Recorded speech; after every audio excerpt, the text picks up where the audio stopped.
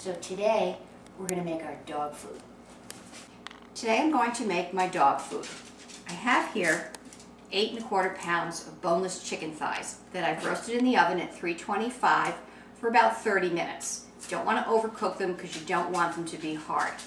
I also have sweet potatoes. I took my sweet potatoes and I roasted them also at 325 for about an hour or until they're soft. And then I just put them skin and all into my food processor, ground them up, and here they are, and I can use them whenever I need to. Now the clicking that you hear on the floor are the dogs. I have here some frozen spinach, and I also have 3 cups of brown rice, which I cooked for about an hour. You boil it, and then you bring it down to a simmer, cover it, and let it sit. So what we're going to do is we're going to go over to the food processor and we're going to make a batch of food. Now I also add to my food, this is turmeric, which is an anti-inflammatory and an anti-cancer. I'm going to add about a ½ teaspoon of that to their food, and I have here a capsule of acidophilus, which is a probiotic, which is good for their digestive health. Okay, so now we're going to start the chicken.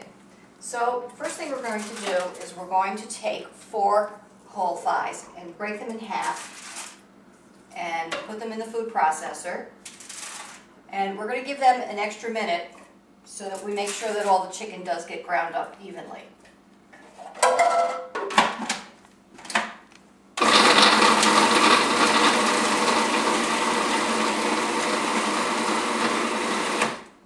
Okay, so the chicken is ground up. To that I'm going to add about 2 cups of spinach. Now certainly you're going to need more spinach than this to do all of the chicken, but I've just put this out for this. Okay, so now we're going to add a cup of sweet potatoes and a cup of our brown rice.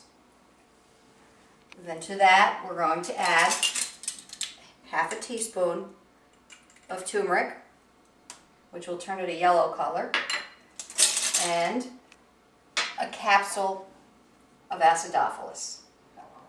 We're going to mix that together and we're done.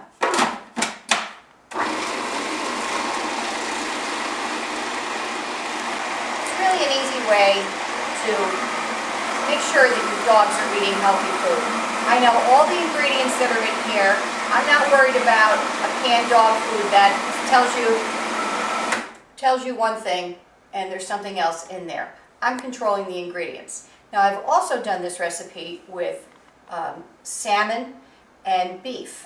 So when I do the beef, I saute the beef in a frying pan. Or I do a roast, a chuck roast or something, and cut the pieces up and grind it through here the same way that I'm doing this with the chicken. So this recipe is quite versatile. So let's finish. You